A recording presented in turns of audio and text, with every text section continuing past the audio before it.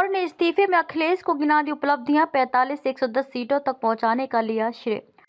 उत्तर प्रदेश में राज्यसभा चुनाव के बीच समाजवादी पार्टी में माहौल गर्मा गया है। समाजवादी पार्टी के भीतर बगावत का बिगुल फूंका जाने लगा है। राज्यसभा उम्मीदवारी को लेकर पार्टी के भीतर से आवाज उठने लगी है। समाजवादी पार्टी के राष्ट्रीय महासचिव स्वामी प्रसाद मौर्य ने इस्तीफा दे दिया है। भले ही उन्होंने अपने इस्तीफे का कारण पार्टी के भीतर अपनी बात अलग तरीके से पेश किए जाने को बताया जा रहा है, लेकिन राज्यसभा चुनाव की राजनीति से भी इसे जोड़कर देखा जा रहा है।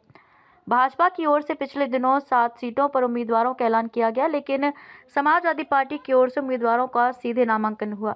इस मामले ने पार्टी के कई उम्मीदवारों की उम्मीदों को तोड़ दिया है। इस बीच स्वामी प्रसाद मौर्य के इस्तीफे और इसको लेकर भेजे गए पत्र की चर्चा तेज हो गई है। उन्होंने समाजवादी पार्टी में आने के बाद बदली स्थिति की चर्चा की। उन्होंने कहा कि पार्टी में आने के बाद यूपी विधानसभा में सपा विधायकों की संख्या 45 से 110 पर पहुंची है। एक प्रकार से स्वामी प्रसाद मौर्य ने इस्तीफा पत्र में यूपी चुनाव 2022 में बड़े जनाधार का सारा क्रेडिट लेने की कोशिश की। यूपी चुनाव से पहले आए थे स्वामी प्रसाद मौर्य ने यूपी चुनाव 2022 से पहले भारतीय जनता पार्टी को अलविदा कहा था। 2017 के विधानसभा चुनाव से पहले स्वामी प्रसाद मौर्य बहुजन समाज पार्टी से भाजपा पहुंचे थे।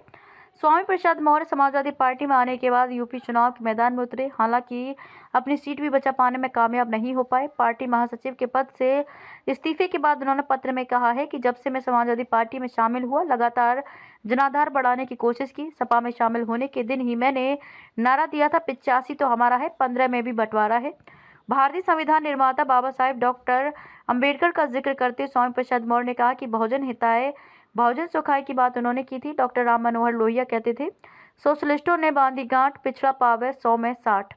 शहीद जगदेव बाबू और रामस्वरूप वर्मा जी कहते थे, 100 में 90 शोषित है, 90 भाग हमारा है।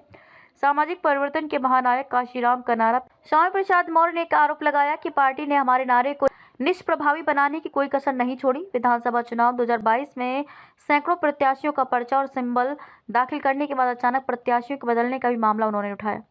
उन्होंने कहा कि इस प्रकार की कवायद के बाद भी हम पार्टी का जनाधार बढ़ाने में सफल रहे। इसी का परिणाम था कि सपा के पास जहां मात्र 45 विधायक थे, वहीं यूपी चुनाव 2022 के बाद ये संख्या 110 विधायकों की हो गई। इसके बाद बिना कोई मांग के मुझे विधान परिषद भेजा गया। इसके बाद राष्ट्रीय महासचिव बनाया। इस सम्मान के लिए उन्होंने अखिलेश यादव को धन्यवाद दिया।